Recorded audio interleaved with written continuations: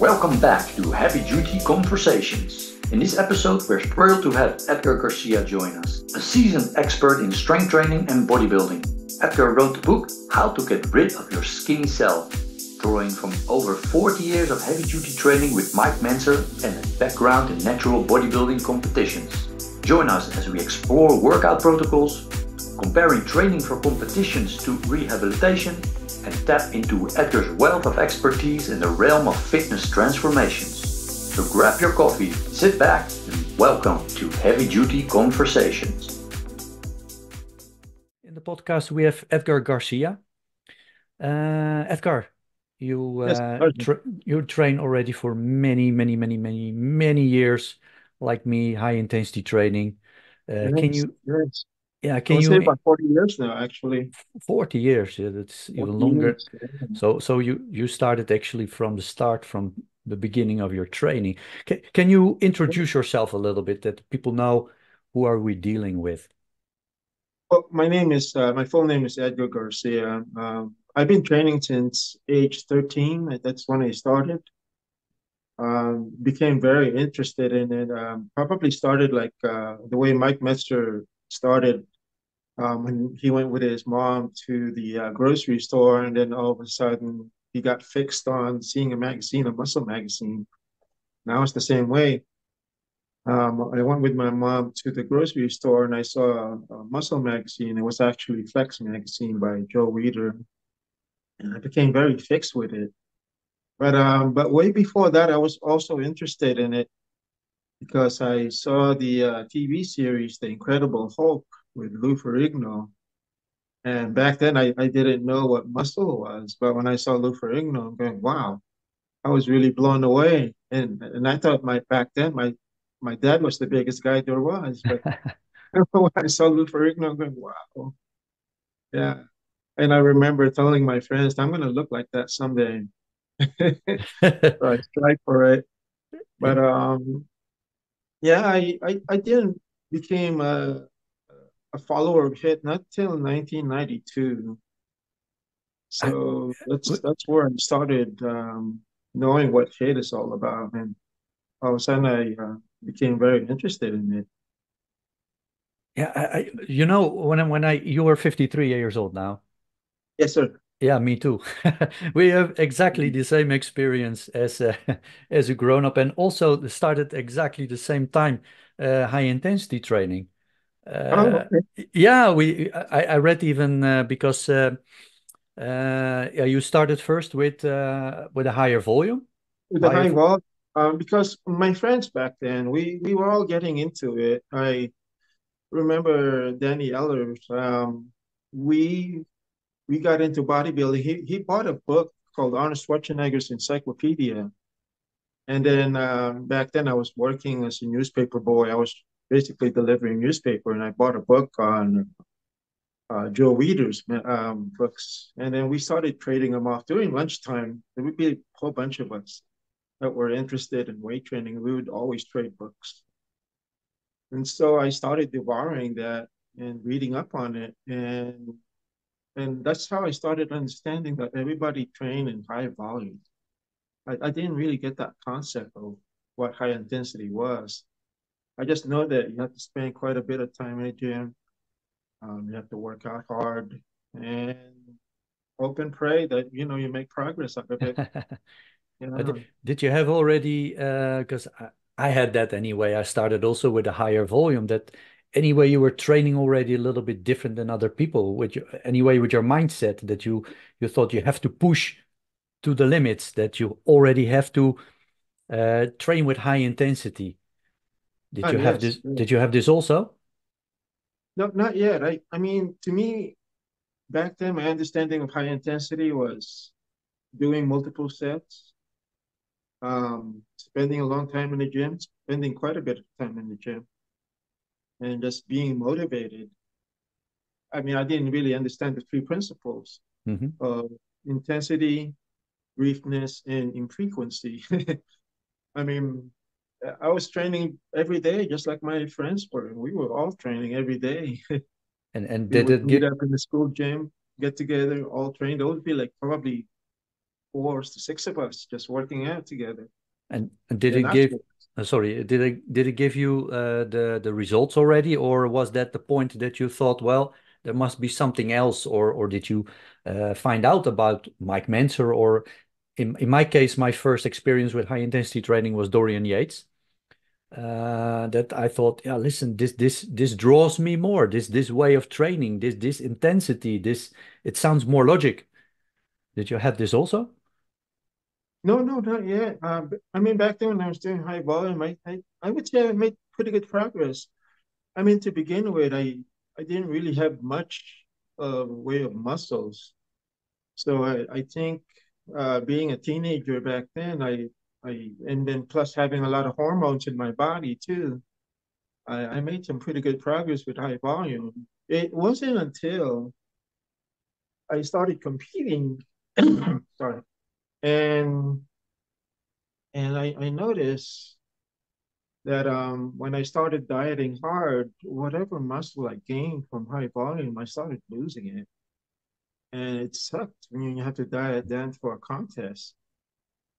And then my first contest, I came in dead last. I mean, in my division, my category, there were 8 athletes I was competing with, and I was dead last on that one.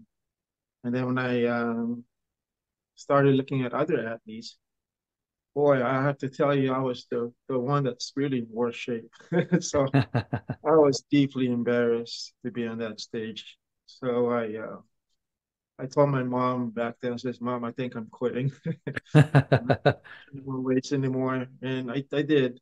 I started getting more into cycling, and I didn't like it very much. I noticed I was starting to get skinny again, and I says to myself, oh no, I got to get back into it again. And then when I got back into it, I just didn't have the heart anymore. I didn't want to train that long anymore. I didn't want to put in the hours and all that volume training. So I quit again. And then again, I was going back to being skinny. And then I said to myself, oh man, I got to get back in the gym. I didn't like how I was looking. And believe it or not, I went into the public library and I ran into Dr. Darden's book called the Nautilus book. Hmm. It was Dr. Darden published this in 1980. And after reading that book, I was blown away because he talked about overtraining and lack of progress and all of that caused by overtraining. And I started to have a better understanding why I was failing with high volume. So I started following Dr. Darden. And from Dr. Darden's book, I actually discovered Mike Metzer.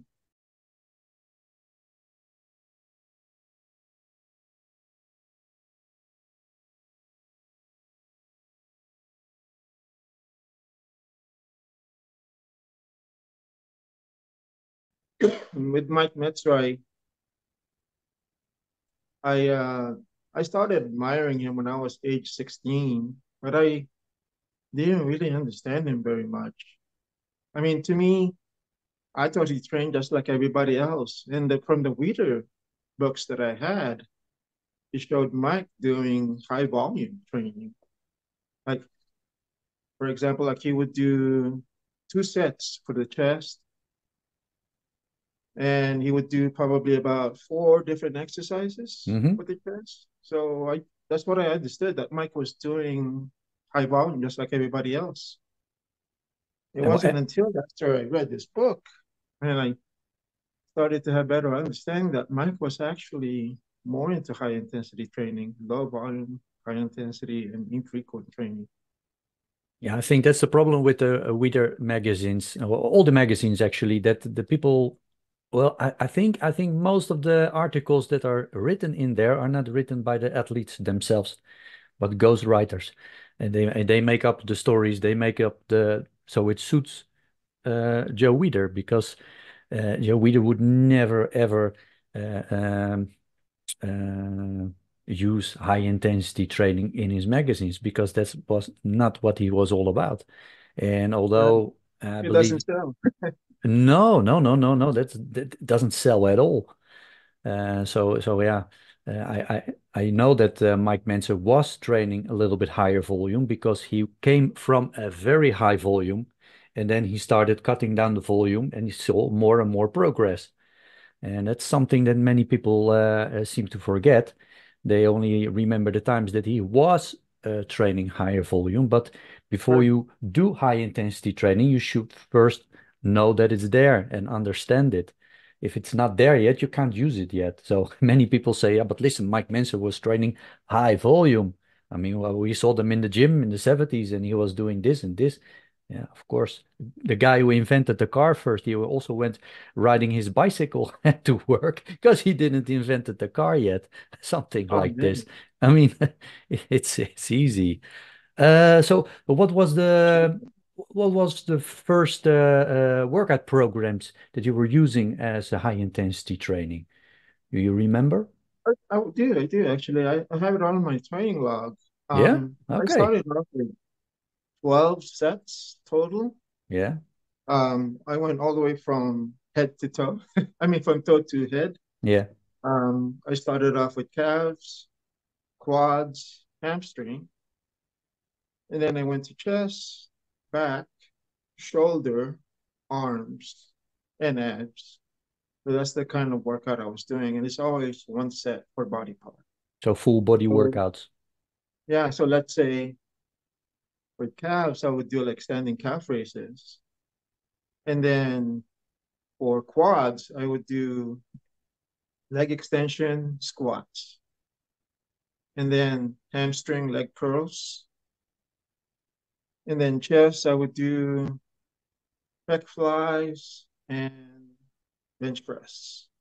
And then for back, I would do Nautilus pullover, and then the pull downs because we didn't have the Nautilus pull downs back then.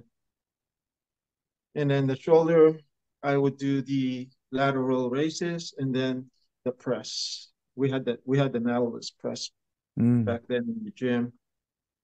And then the arms, bicep curl and the bench curl or preacher curl.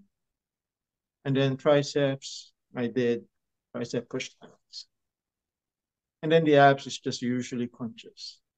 Yeah. And you used pre-exhaustion also when you did the lateral raise and the overhead press, or you just did separate exercises Yeah, it was with some pretty rest much in between? pre-exhaustion. Okay.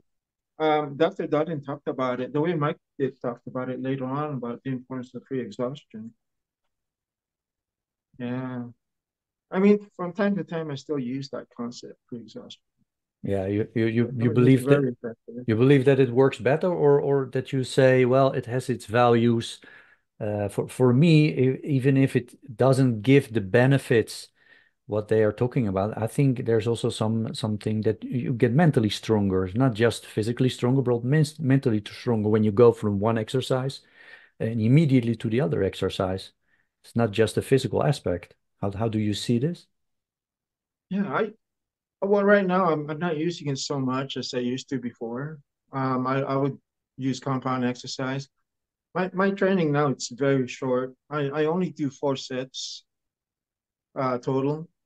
Like yesterday, I did incline bench press, and then I did the Nautilus lateral raises, and then I did the Nautilus dips, and then I finished off with leg extensions. So those were the 4 exercises that I did yesterday. And then now I'm gonna rest for about maybe 3 or 4 days, depending on how my recovery is. Yeah. And then I'll get back to it again, and and then I'll do another 4 sets. So I do pretty much 4 sets, 4-way splits. Okay. Yeah. And And if you like, I can explain that more. yeah, yes, please, yes, yes, yeah. I think it can be very interesting. Yeah. So the next time, let's say after 3 or 4 days, I'll go back in the gym and I'm set to do the cable pullover. which is going to be a bar and set bar. So I'll be Yeah. doing that. And then afterwards, I'll be doing the posterior with the machine that we'd have. Well, I'll usually use a pec Yeah, machine the that reverse pec deck machine. you can reverse and do that. Yeah. And then I'll be doing a cable bicep curl and then a standing calf raises. Okay. And then another 3 to 4 days, I'll go back in the gym, and this is where I do the pre-exhaustion. I'll do the leg extensions, and then after that, I'll jump into a leg press machine. And then I go back to doing chest, and I'll be doing pectoral flies. And then I'll get into forearm exercises. I'll be doing the barbell wrist curls and reverse wrist curls. And then that's it. That's it for my exercise. Okay. So you And then I'll return. rest again. You return later to you first do your chest exercises, and then what I see about 10 days later, you do another session of chest exercise, but then different exercises. Yes, it's different exercise. So I from there I separated the compound to the from the Yeah. isolation. Yeah. Some reason it definitely works better for me. Okay. And Good. right now I'm very sore. I mean, yesterday I did the bench press. I'm just sore right here. I can't even flex my chest. It's You did it sore. good. Yeah, And that's then also it's it's so also hard to of course raise it. because yeah, it's also of course because there's so much time between the exercises itself. It can also have Yeah. some benefits, of course. I will go back to your the competition because you did after the failed competition. You did Yes. more competitions and that went better with high intensity training. Yes. I competed in 89 through 1997. 89 was the last, so I did the high volume competition, and Yeah, then I didn't get back into it again till like 1993. By that time, I went from 145 to 175. So 1 year of high intensity training, doing total body work, the way that Dr. Darden prescribed it. I mean, I gained quite a bit of weight. that's a lot. So yeah, so when I went in there, I wasn't being laughed at anymore. So competitors looking at me saying, like, man, you don't belong here. I was definitely cleaning house. I was the biggest guy there. I was the most muscular. But I didn't have a complete finished physique, though. I wasn't cut enough to win the overall. Okay. But I got close, though. I got close to being third. So to me, that was good.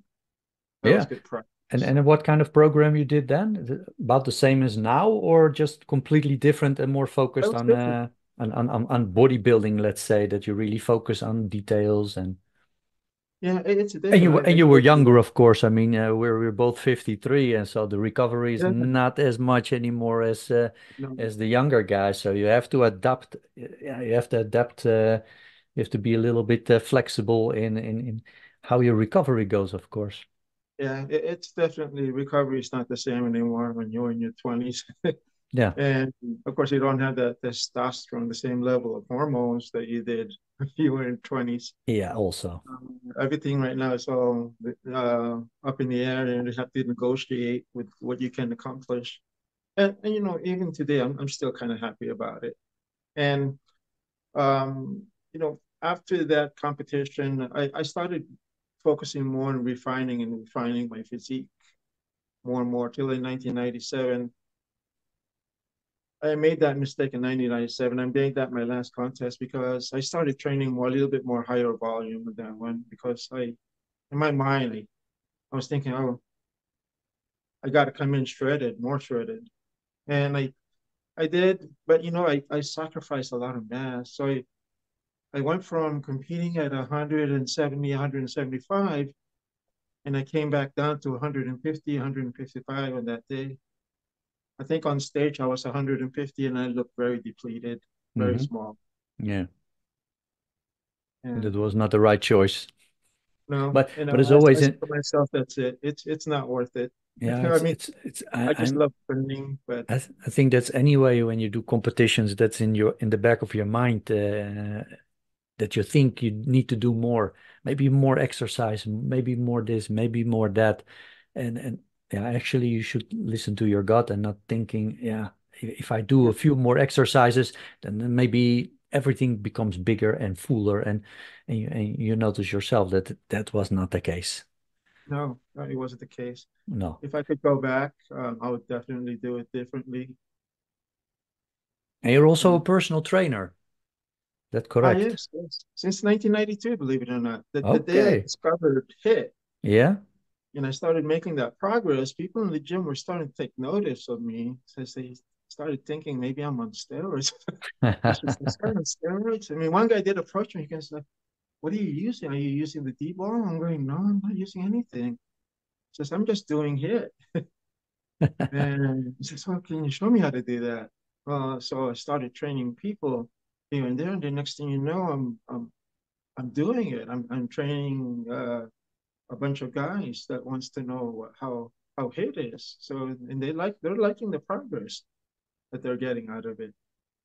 And so that's where I started picking up. I've been a trainer since.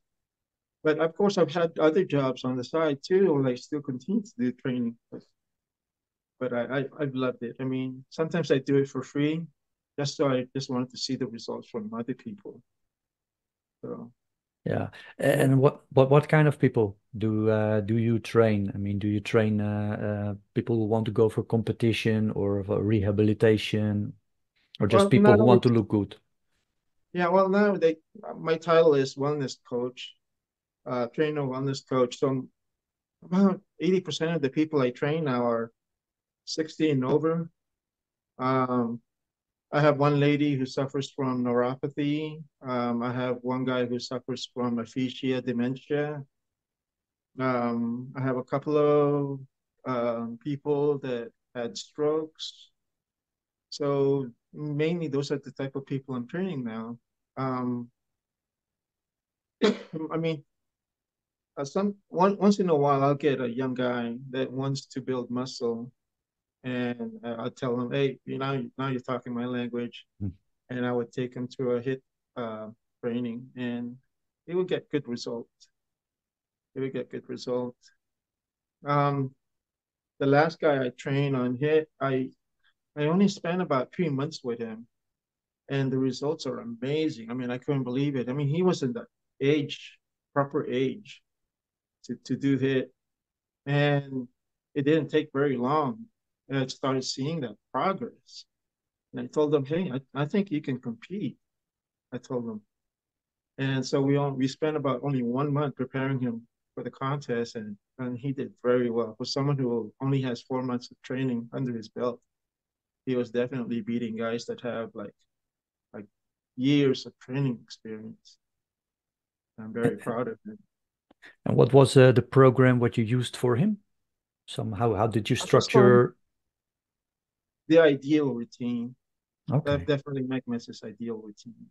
And then to the point, or did you say, okay, we're going to see how you recover, and we're going to go on that. So, I mean, yeah, the original plan is 5 to 7 days. So you start with 5 days rest, but maybe he recovers faster. And did you say, okay, we Well, do, because he's a young guy, maybe we start with yeah, 3 and see how we go? yeah. Since he's a young guy and he's inexperienced, he never touched weights before. He's basically just a skateboarder. He loves skateboarding. I said to myself, this guy is perfect. I mean, to begin with, I mean, he wasn't lean or anything. He was skinny fat, but he had that structure that you when you look at someone, you say, oh, that guy has the structure to be a good bodybuilder. And when I saw him, he walked up to me and said, "Oh, I just want to put on some muscle." I said, "Oh, okay, yeah, let's do it." And I started seeing that progress. And not only that, but he has that same mentality that I had back then when I first started lifting weights, and he has that drive and that will. So everything I tell him, he was doing it. Every diet that I told him what to eat and what not to eat, he was doing it. So he was making very good progress. and his recovery was excellent. I mean, his recovery was probably way better than mine when I was in my 20s. Yeah, And so his progress was just immediate. yeah, it's also very important. Yeah, there's the recovery, the genetics for this, not just for the growing, but also for the recovery. But so you did the three-way split, and then split it Yeah. into four with the legs every time in between. No, Uh, no, nothing like that. Basically, it would be chest, back, abs, shoulder, arms. Let's say Monday, chest, back, abs. Wednesday, shoulder, arms. mhm. Friday, legs and abs again. Oh, so the old Saturday ideal and Sunday. program, because Mike reversed, he changed it later. So the old, I did this also for a while. The old without every time, because with the new ideal program you would do chest and back, then legs, shoulders, arms, legs, because he saw it as an upper lower upper lower upper lower workout. But you really did chest, back, shoulders, arms, Shoulder, legs, arms, and legs. then go back to chest again. Yes, on Monday. So Yeah, I'll let him yeah, yeah, rest for yeah. 2 days, Saturday and Sunday, since he wants to spend time with his family or what have you, probably doing his other hobbies. So then Monday we come back and hit it hard again, and we would hit it hard for about 30 minutes, and then he can just go home, get his diet in, his protein, and then rest the next day. Because I always tell him, if you need to sleep a little bit more, do Yeah. do sleep a little bit more. And then I tell him, if you don't feel you don't if you're not feeling it by Wednesday, don't let's not train at all. We'll pick it up again on Friday. So if he needs that extra day of rest or what have you, I'll let him have it. So he's good at giving me feedback, which is great. Oh, that's important, especially with some young guy. That's very difficult. I mean, they're so Yeah. eager. I have a son of 20. Oh, he's 24 now, and I'm trying to do the high intensity training, but yeah, he he likes to train, so he wants to go as many times as possible. And with high intensity training, you can't do that. It's or you train high volume and just yeah, with a higher frequency, or you do high volume of low volume, high intensity, and you have to take your rest. So Yeah. especially with some young guy, that's very hard to do. It is. Because their enthusiasm is so high, just like Yeah, mine was. My enthusiasm was so high, my energy is high. And I get a young guy like that, and I always tell him, the other important exercise that you need to do is the exercise of restraint. So it's just refrain from coming back to the gym yeah, and just focus on your recovery ability. Um, because in a way, I mean, a lot of young people. That's probably one of my problem is that they want to train long. They want to come in 5, 6 days a week. And I always tell them it's not about that, you know, because you have to give your muscles a chance to grow. Progress, I always tell them progress doesn't happen in the gym. It happens when you're at rest. yeah, yeah. But So, yeah, they like to train and they like to look at themselves in the mirror. And yeah, the only way to do this is to stay long and go every day. I mean, yeah, if if you train like us and you go only to the gym once every 4 or 5 days and you train hard, you don't even want to look in the mirror. You don't want to pose in front of the mirror, not while you're training, not after you're training. Sometimes I make my videos and after that I do some posing, but it only is 2 or 3 minutes, and I think I don't want to. I do this for the viewers a little and for myself to see, okay, where's my progress? But at that moment, I only think about just throwing everything down, go home and eat something and rest. I don't want to stand in front of the mirror. So this is also something if you see that if you train hard, you don't feel like doing these things. You don't want to look at or look at your phone or things like this. You want to train and then go home and rest. And and right. and and, and if you are the opposite and you like to sit there and you like to do that and look at the people and all these things, and then you're not made for high intensity training. It doesn't work like that. Right, right. And you know, I mean, if you constantly look at yourself in the mirror, you're not going to see progress at all. No, I no, mean, no, the no, no. progress is so slow. The only But progress what you see is, of course, the pump. So you go into the gym, and then at the end, you see your pump, look in the mirror, and you see yourself a little bit bigger. That can be some motivation, but if you have the feeling to doing that constantly and during your workout, you're not training hard enough. Anyway, that's how I see it. right, As and progress is only temporary anyway. It goes away after it goes a certain away, point. and then you're skinny and small again because you're always too Right, small. So yeah, that's a workout that you have for the young guy. But what right, you said also, that you have also people who are rehabilitating from something. And right. how would you structure a program like that? It's more specificity. It won't be hit. I would train someone according to their need. Like the lady I'm training right now who suffers from neuropathy, I can't train her in high intensity training style like it would be recommended by Micro, Dr. Darden, Arthur Jones. I, I would be training them more according to what a physical therapy would recommend. So even though I'm not a physical therapist, I worked long enough with physical therapists to know how to approach something like that. So it would be a little bit more of a higher volume type structure, low intensity, higher volume.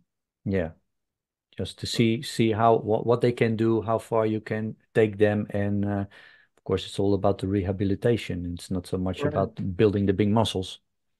right. Yeah, it's not about building big muscles on this one. It's not about being a bodybuilder. It's just basically helping them get their mobility back. That's the main thing, Yeah, and having a normal life again, or yeah. some normalcy of That's life. the most important, of course. It's the most important thing what you have, your health. When you're healthy, Yeah, you can do all these things, but when you don't have your health, then it's the most important. And I think it's also very important to exercise, to make your muscles stronger and make your mobility better. And the stronger you are, the more you can do. It's not, of course, when you can bench press 400 pounds. It's not that, but especially when you get older and you don't go to the gym, you see the people getting frailer and frailer.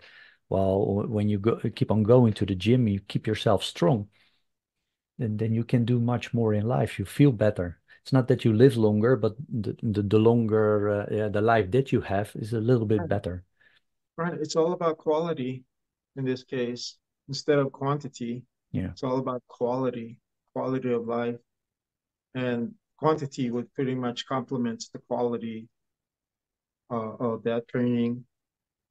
So I don't know how this got dropped on my lap. I mean, I wasn't really asking for it, but word of mouth just got around. That's next thing you know, this is what I'm doing now. So yeah, like I said, about 80% of the people I train now are in that stage in their life. Right? They're all elderly, they're all frail, they all have some kind of problems. That's most of the time that's very unique. So and then I have to be a little bit more creative, which I don't mind. I love that part. yeah, I love the part of being creative and then being challenged to help them get better at it. But I do miss training someone in hit style training. And I had a guy last year. I He just wants to come in the gym and just work out. He doesn't really care much for building muscle. He just wants to use the gym as a stress reliever. mm, And then when he inherited the business of his family, which is a smoke shop, um, he had a problem coming into the gym. He could only come to the gym like once or twice a week. And then I told him, I says, Richie, how about trying high intensity training?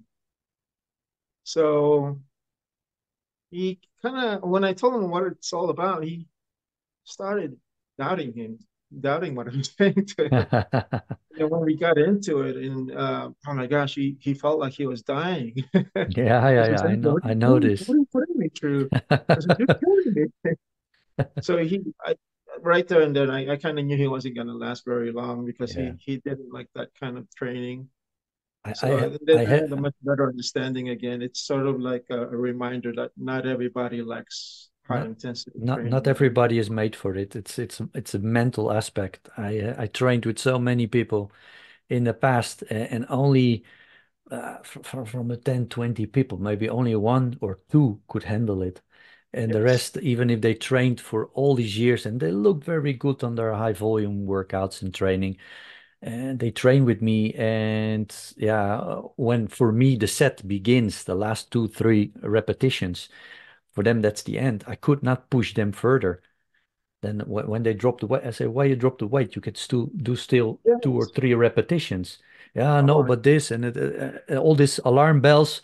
I think you know this also. When you're training and you go to the end of your set, all kinds of alarm bells go off in your head. Stop, stop, stop. There's something going on. That's not good. And this you have to push through and reap the benefits from it. But it's not many people who can do this. And I think that's also a big part when people say, oh, high intensity training did not work for me. Uh, it works for everybody, but maybe it's not for you, but it yeah, works it's for just not for everybody. you. Yeah, Right, right. the mental And aspect. yeah, speaking of that mental aspect, when I was training Richie, I couldn't get him to train to failure. Yeah, yeah, I I know. just Yeah, couldn't think he's about 2 reps away of getting a positive failure. He would just quit right there. yeah, I'm going, no, yeah, you're supposed this. Well, how many reps am I supposed to do? I've done 10. I'm going, no, do two more, yeah, make it yeah, 12. So yeah. and this is, oh no, I can't. But it's something you have to build also. And I Yeah. think I don't know if you have had women as clients, but Oh yes. I did also personal training in the past, and I see that the women can push themselves harder than the men Oh yes, somehow. yes. I mean, they are mentally so much stronger than most men. They can push themselves. You say to them, okay, now the set starts, and they keep pushing until they can't move anymore. And with men, it's some yeah, many guys that just can't. Yeah. I think it's probably because of nature. I mean, women bear children, and Yeah, they can tolerate pain a little bit more than men can. I think this whole nervous system works a little bit different, and also mentally they have to push themselves a Yeah. little bit harder. Yeah, And I have a good example of that. I had a lady from Ireland. We were corresponding with each other. And I started with her in 2009, and we ended it in 2016. No, 2017. We ended it in 2017. I had a problem with her because she would go back and forth with high intensity training. He would go back from high intensity to high volume and back and forth. Every time I get her doing high intensity training, she would make excellent progress. Excellent. But deep inside of her, she just wants to do more, more. yeah. So she keeps going back to high volume. And this is someone who competed in bodybuilding too in Ireland. And she's pretty well known. And I think and that's also her past, of course. I mean, if you go into the yes, gym, you see 100 machines. Why only use four or five of them? And in the past, she was probably doing one exercise for the outer biceps and inner biceps and this biceps. And I know people who do four exercises for biceps. I mean, it's biceps is just one small muscle or two actually, yeah, but exactly. it doesn't need four exercises, just needs one, maybe two. It's so quickly to overtrain, but if that's in your mind that you have to do all these exercises, I have one guy now, and I work with him already for 15 years, I think. Yeah, no, almost 20 years now, and he knows what I'm doing and he does his thing. I trained one time with him. He can't do high intensity training, but he finally, because we have a heavy job, a heavy physical job, and he's always talking about injuries. And I say, listen, you cannot train high volume, go 4 or 5 times a week, and then also go at work and do your thing. It doesn't work. You're damaging everything. When you have muscle pain and the tendons are stretched, and you have to do your work, it doesn't work. And now finally, I have get him that he doing less and less and less and less. He did 4 exercises for chest. I say only do one. And most of the time, most of what I did was two, and now only one. And he looks at me, and finally he starts to do less and less, and he sees progress again. His pains go away. He doesn't have Right, so much problem with his shoulders. So I mean, you can't do both. right, exactly. I mean, with high volumes, I mean, you're just doing damage after damage after damage. You're not giving your body enough recovery, Yeah, and plus it's like Mike Metzer said, it's like you're digging a hole. You're digging a bigger and bigger and bigger hole. You're not giving it a chance to to fill it recover. up Yeah, yeah, and build them out, because that's how progress is. When you go through you, and this is pretty much the volume, which is what we call hit. Every time we go to the gym. Oh, can you see it? Okay. yeah, yeah. I see That perfectly. Yes. we see when we go to the gym, we create Yeah. a whole non-recovery ability, and what our body needs to do after the exercise is to fill that hole, and so it stabilizes again. But what Mike is referring to is that giving yourself another extra day, so you're not only filling that hole, but you're also building amount of it, and that again becomes that becomes your baseline. So now your baseline went from this to this, and this is actually progress. And progress will come in a way of either strength increase or muscle mass increase, or both, or both. Yeah, So, many people don't understand that, especially first years when you start training, that every workout you do is should be progress. It should be. right, If every workout and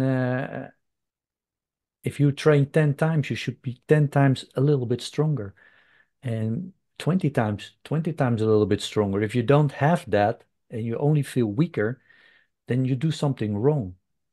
Or you're some abnormality. I mean, it's always possible, of course. I mean, Mike talks about it also about the genetics that some people have, but you should have continuously progress.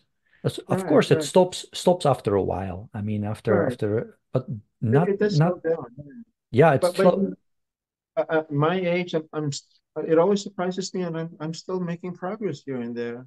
Yeah, I yeah. I mean, mean, it's not like when I first started, when my progress was just uh, really I enormous. when But now I my progress is small, but it's yeah, still progress here and yeah, there. So yeah. it's still good.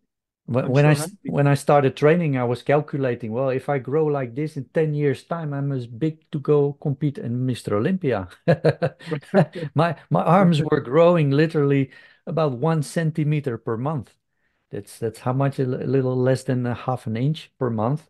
So I was calculating, oh, it goes like this and this and this now that, but yeah, I started out with arms like this, so I would never reach that, of course, but Yeah, of it course. went that fast. Yeah, Yeah.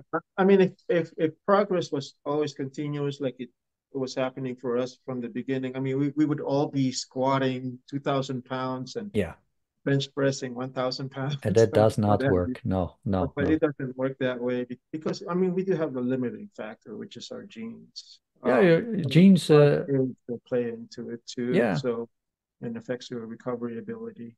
And nowadays people know about myostatin. That's the protein that keeps you actually from growing bigger than your body wants to.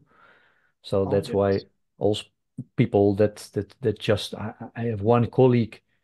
Now he's training now since half year, but before that I didn't see him growing yet, so I don't know what his trainer, because he has a personal trainer, makes him do. But this guy looks in his clothes like he can go on stage. It's incredible how big he is. He makes, I mean, if I go stand next to him with it looks like I never trained at all, and he trains all Oh, his life. He is so big from himself. That's incredible. I think if he would have trained, because he's now towards 40, so if he would have trained when he was younger and seriously, he would be, yeah, towards some Olympia stage. Just the genetics from this guy. He's built like a oh, tank. He's so yeah. big. As a matter of fact, today I have a lady. She's from Hawaii. She started off with me age 67. Never touched a weight in her life. Never. Now she's 69, and I'm just amazed how far this lady I've gone. I mean, I got her benching 140, and I have her squatting 185, and then she's doing 600-pound leg press. And I'm not talking about small leg press. I'm talking Hmm. about full range of Full leg press. range. It's And I'm incredible, and I said, Susan, you should have started a long time ago. I mean, huh? you have the genes for this.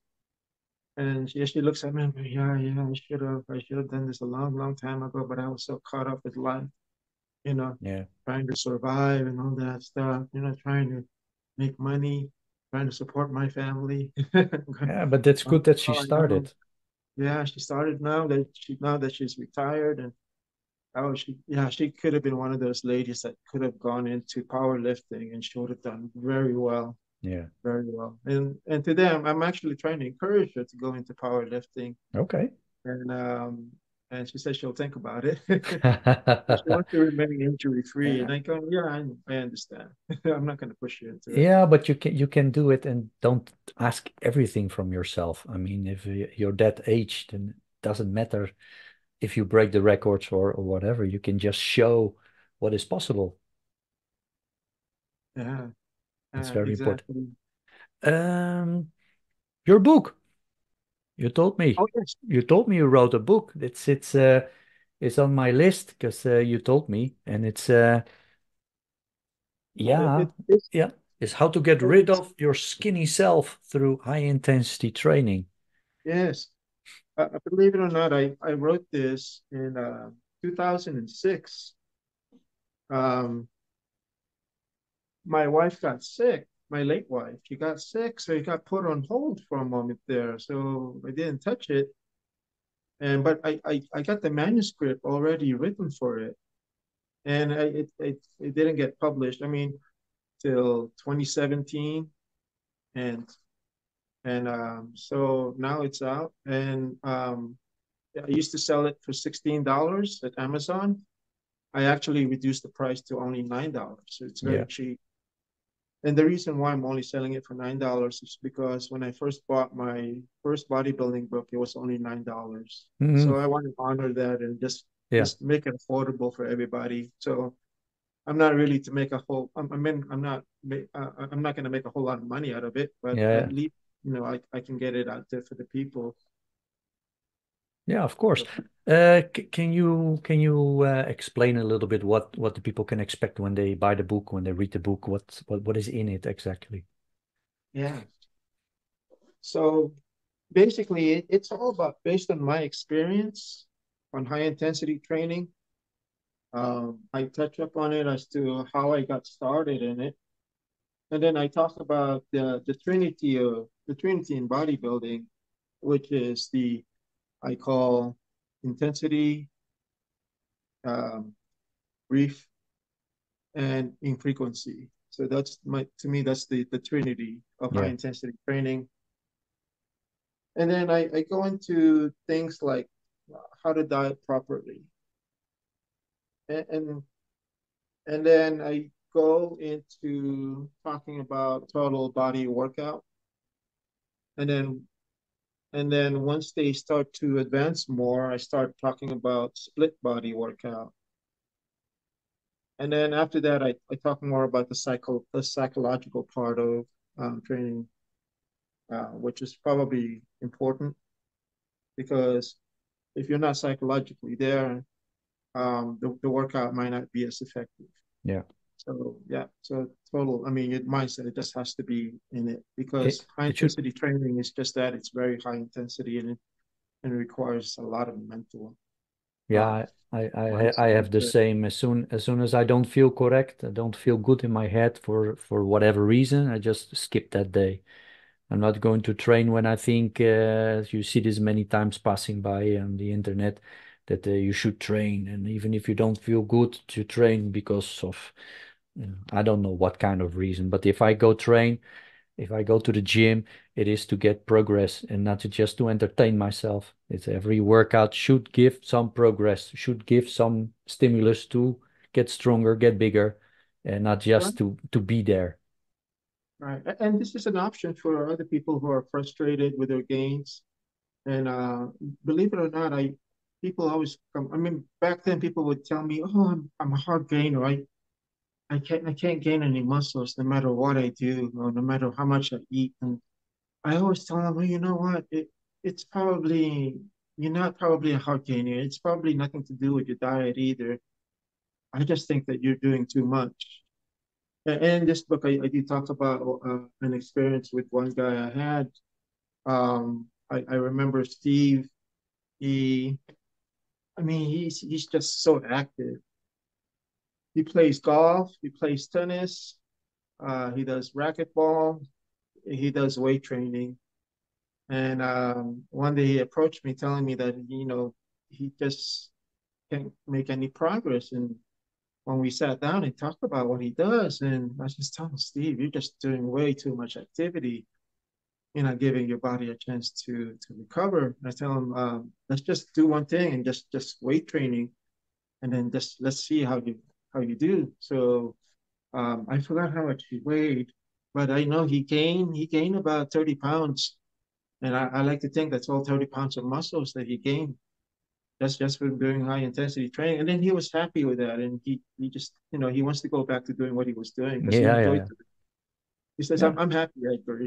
You don't have to train me anymore. I'm happy with my progress. So he went back to doing what he was doing, playing golf, playing tennis, playing racquetball, what have you. Yeah, I So, like the activity also, of course, and it's also very important. yeah. It's not only. Believe it or not, how I got started.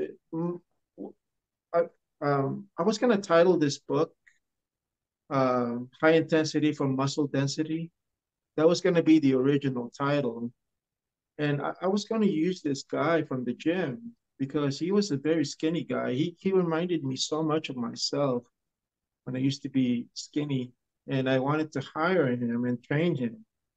And I would pay him for it. And then I would record his progress. And like I said, when my wife when she was starting to get sick, I went a different direction and started making it more about myself. And it's actually my late wife that gave that title to the book, Mm. how to get rid of the skinny self for high intensity training. It's because one day I was looking at pictures of myself and she was looking at it and says, "Oh man, that's you." Yes, that's me when I was very skinny. And then and then of course she knows that I'm writing a manual about it, and she said, you should title the book "How to Get Rid of Your Skinny Self." That's a So I'm glad. very good title. Okay, Very for my appropriate. wife. Yeah, yeah, especially the front of the book with you as your skinny self and when you did the competitions. It's a Yeah, big difference. Yeah. yeah, and you can see I was trying to copy Mike Metzer right there. I had the hair going and the mustache, but I just didn't have the body like Mike did. Yeah, but Yeah, Mike had special genetics yeah. when he was a And kid. this is the contest condition I was when I got to 175. Went from 145 to 175. In this picture, I was actually only 117. Okay. So I was very thin. I was Yeah. painfully And thin. how tall are you? 5'8". 5'8". Okay. So 5'8", same as Mike. yeah. That's back then. My friends were taller than me. They were like 5'11", 6 foot, and for them to admire Arnold was, yeah, I could see why they would admire Arnold as Yeah. And one the guy. size. I was looking for someone because I know Arnold's just too tall. Yeah. I don't have that structure that, and when I saw Mike Metzer and Casey Viator training together, there's that picture right there where Mike Metzer was doing some kind of lateral raise, and Yes, then yes, yes, yes. Casey Viator was looking at his arm like that. Yeah, I know this, yeah. Wow. And then when I saw those two guys, I'm like, man, these guys are huge. They're very manly looking, very dense, and Yeah. that's how I want to look like. I want to look like them. More Mike than Casey than anything. Yeah. So, And do you use some principles, some programs, what you written in your book? You use this also for some clients? oh yes, yes. As a matter of fact, in my book, I talk a lot about some of the people I train and use that as my uh, example of how effective high intensity is. Okay. Um, yeah, we know each other from the heavy duty page, the heavy, how it's called now, heavy duty legacy page. Changes Yeah. once in a while the name. But I Um, think I've been a long subscriber to you since you had the YouTube ups, and I subscribed to you for quite some okay. time now. Okay. Yeah, Yeah. you had the Mike Metzer Underground. I think that's how I discovered you when you had Yeah. the Mike Metzer Underground. So I subscribed to you, Yeah, I and had you've been to. putting out some very good videos, and I truly uh, enjoy them. Thank you Learn a very lot. much. Yeah, I had to remove many of them because YouTube didn't like so much the shared videos. Because Mm. many people had certain videos on their page, and so they went on some rampage to just demonetize everything. So even if I had a few videos from Mike Menzer that were shared by others also, my personal videos were also all demonetized for about 3 months. So I had to get rid of all of them. Now Oh it man, comes back a little bit, and but I'll check and see. yeah, I think I still have them saved. oh, I, that's I, good. I saved Yeah, those. I save a lot of your videos in yeah, my I favorites. still have So them on I my. go back to them. If I'm doing stuff around the house, I would just let them play, and then I do the same when I'm vacuuming. I put on some podcast or this from Mike, and I just listen and vacuum the house and right. just try to relearn everything again and just refresh my mind again how everything goes. You have John Little, of course, with all his latest videos. Don't know if you're a member from his YouTube page. Oh yes, yes, of Yeah, course. He yeah, actually got in touch with me before he started letting his videos out. He let me listen to it first, and okay. then he would ask for my opinion. Said, "Edgar, what do you think?" I told him, "John, just go ahead and release it. Yeah, Just go ahead and release it. I ev- mean, the it's videos good. that It's all yeah, good." yeah, because he used everything in his book in his last book, The Wisdom of Mike Yeah, Manser. And when I hear the talks with Mike and I think yeah, he used this all these things in his book. Yeah, it's yeah, incredible. and Yeah, of course, John changed it later on. He started using heavy duty college now instead of yeah. using his name. So I'm going. That's a good idea. Yeah, I think it's a Um, it's very good to bring Mike back into the world again, even if it's sometimes negative. But he gets a lot of response, also from lots of youngsters that I see on Instagram and Oh, so you're noticing that too, huh? yeah, yeah, Good. yeah, yeah. Yeah, I saw And one even in the gym, video. people are talking about Mike now. Yeah, yeah, And yeah, yeah, and they get into it and understanding that you do not need that much volume. That's a good thing of the internet nowadays, of course. You can now find everything. Still, you have to see, of course, what is correct, what is not correct, because there's so many things that are the exact opposite. But I'm happy to see that many of the youngsters nowadays go towards high intensity training and the Mike Mansers, and the right, legacy goes on. right. But the only problem I have with a lot of these young people that are trying it out is that they're not giving it enough time. Yeah. Um, I, I I watched a video just a month ago, I think, or a couple of months ago about this guy. He only gave it 30 days. Yeah, or 10 days And even. that's 10 days, just but not enough but time it's to make but it's some progress. most of the time it's just for the clicks. That because yeah, Yeah, you could see that the searching term Mike Menzer went up very much. So these people are scrolling this, the ones who are making videos on YouTube and think, oh, Mike Menzer is popular. Well, let's make a video that I tried it for 10 days or for 30 days, and this is what happened. And then they go to the next popular thing. That's yeah. And yeah, then exactly, but yeah, the problem is, exactly. yeah, most people don't get it even. They think, okay, this is the program, so we're going to do that. We do Yeah, one set without actually knowing, yeah, okay, what should this one set be feeling, how it should be done. Going to failure. What is going to failure? Is it going to failure because your mind says stop, or is it that you really can't move anymore, or you can't even do a negative anymore? What is this one set to failure? yeah, And then exactly. yeah, then you see people they structure the program. I did yeah, I'm now busy with a 6 month experiment. I started with the consolidation program, only this 4 exercises. And every time I had to change a few things just to see what is for me my perfect program.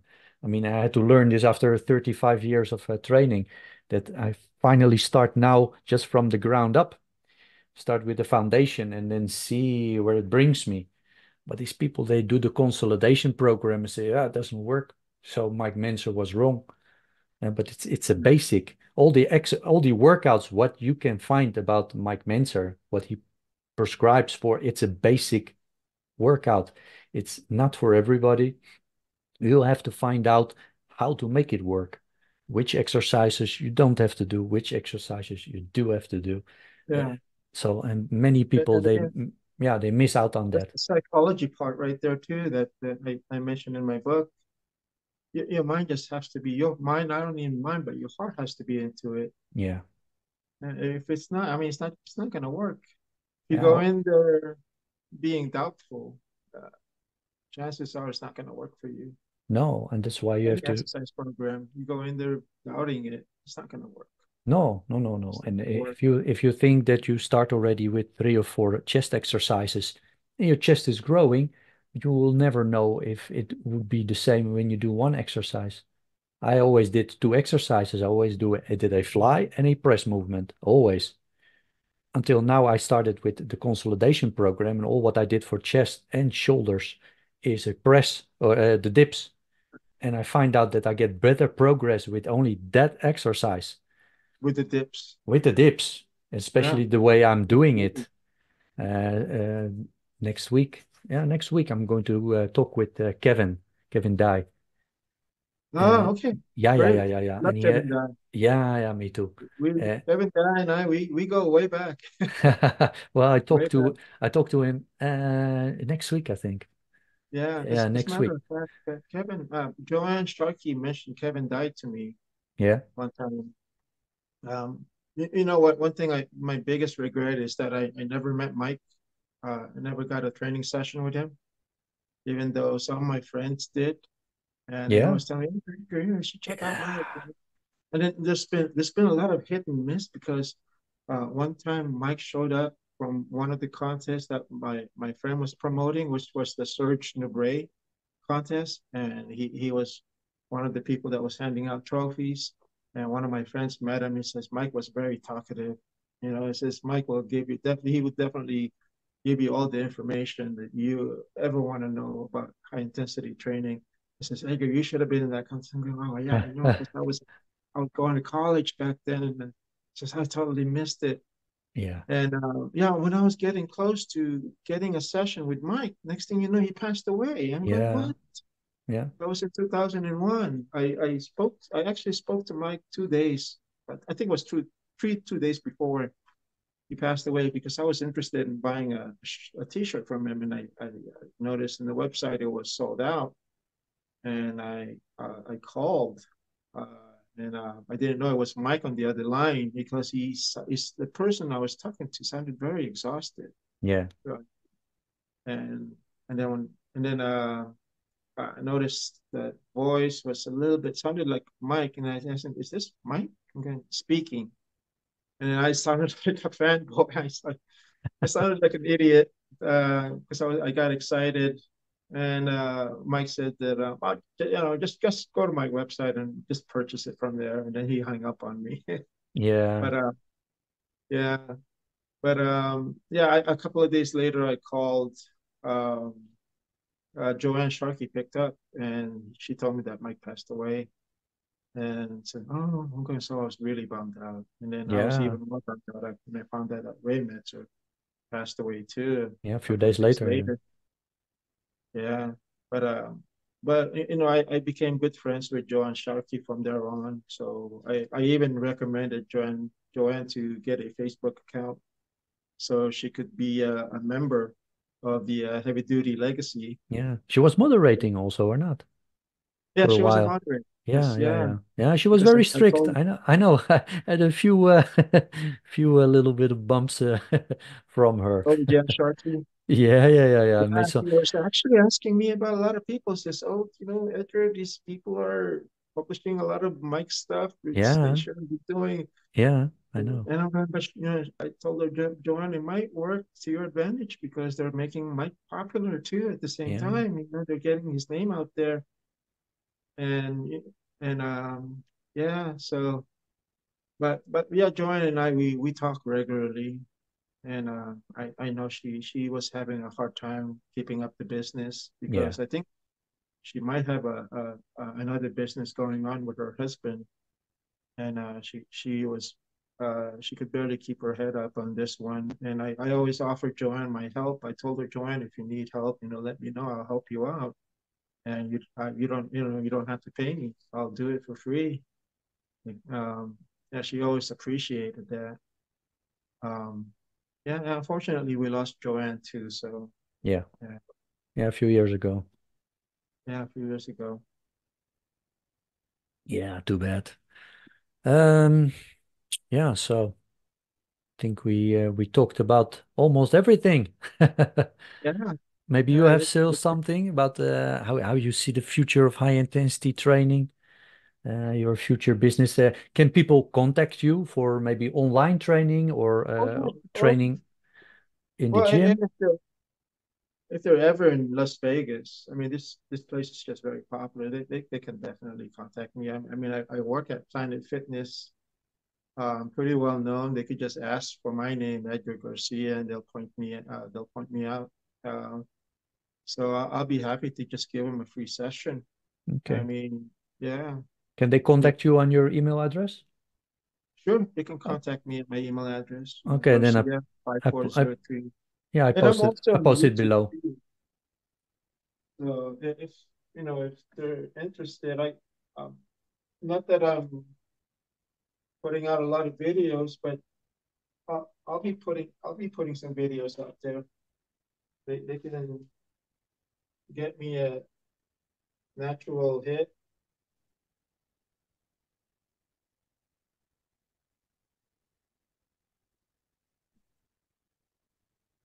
on YouTube, Okay. and we have a couple of videos on high intensity training. But like I said, I've been so busy lately, I haven't been putting out that much video. But talking to you and getting me motivated, I'll probably start doing that It's more now. it's a little bit Yeah, nice that we can motivate each other. I mean, I was motivated by some guy, Richard. Do not remember his last name. But he asked me why you don't do podcasts. And it was, I think, half year ago. And I was thinking, yeah, why not actually? I like yeah, to, I love to talk about it. I love to talk about heavy duty training and high intensity training. So, and now I finally thought, okay, let's do it.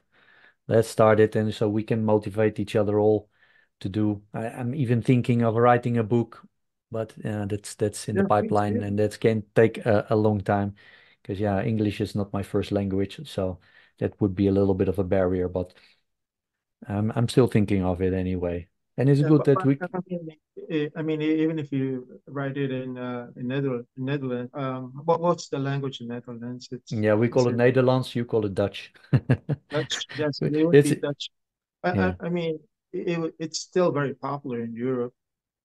Yeah, Yeah, but high intensity training in my country, it's not really popular. It's not at all. So I would then choose for the broader audience, and well, I'll find some way to make it in English and that everything is still correct also. But it's in the Right. pipeline. It can still take a while, like with you also. It took a while. If your stuff going on, you had your stuff going on back in the day, life goes on. And I see this with many Exactly. people. Kevin also. Kevin waited a long time before he published his book. Yes, I have a copy of it too. It's excellent. Yeah, me too.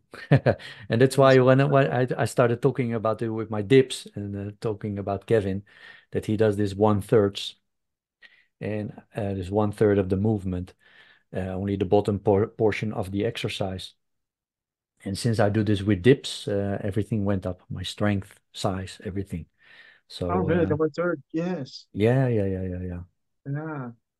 Maybe Yeah. it's I still, yeah, I'm still trying to understand how Kevin does that one third. I would like to apply it to some of my exercise too, specifically, bench press. yeah. I would bench press. Uh, Yeah, if you Yeah. really have a bench press, then you need somebody behind you because it's only the bottom part, of course. Yeah. So I you do need my bench need some press in the spotter. squat machine so I can set the arms Oh, down. okay. Yeah. So if I Yeah. fail, I'll just drop it right there and then just probably wiggle my way out of it. Yeah. You Yeah. wiggle yourself out. Well, I'm talking with Kevin next week, so I'm going to ask him all about it because I think I know about how it works and how it should work, but I want to know perfect and everything from Kevin. So, Okay, very good. I'm looking forward to watching that. okay. Well, I will be publishing these videos probably next year in January. I have to make something Okay. from it. This coming 2 weeks is going to be very busy. So after that, I'm going to publish everything. So, Okay. Very good. Very good. Yeah, sorry if I feel like I'm shaking because it's very cold in this garage. I'm trying okay. to catch my breath too. Every time I breathe in, it cold air goes into my nose and my Okay. into my lungs. Oh man. Okay. Yeah, so Well, I sound like I'm shivering. I'm thank you shivering very big time. thank you very much for your talk, for your Oh, it's time my pleasure, my and friend. Yeah, it's my pleasure. for And everything. yeah, hopefully we'll make more videos in the future too Yeah, together. yeah, why not? I mean, it was great. So, thank you very much Yeah, and because probably talk to next time. yeah, next year I do have plans on competing again. Because there's going to be an AAU Mr. Universe. Yeah. That's going to happen in September next year. Okay. And then in May there's going to be a natural bodybuilding contest that's for cancer awareness. Yeah. Oh, that's And I want good. to participate in that because my dad passed away last year of Yeah. cancer. Okay. Sorry So to hear yeah, that. but I have a lot of uh, things that I need to do to myself. I'm definitely not going to do any uh, high volumes or anything like that just to get shredded, but I want to keep doing the hit. Yeah. And then I'm going to start focusing on my diet. I'm going to try doing that intermittent fasting again. Yeah. If I can drop perhaps 30 pounds Yeah. and just get ready for next year's contest. I think when your diet is on point, your training doesn't have to change so much.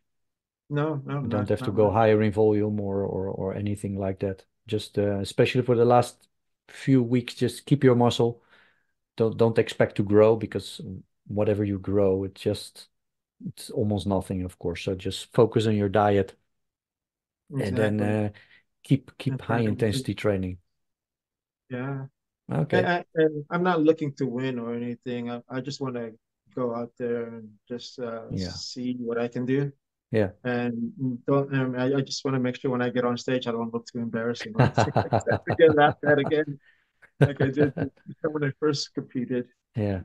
So yeah, Okay. Okay. Well, keep us up to date and maybe on your YouTube channel, your progress, yes, and we can follow that.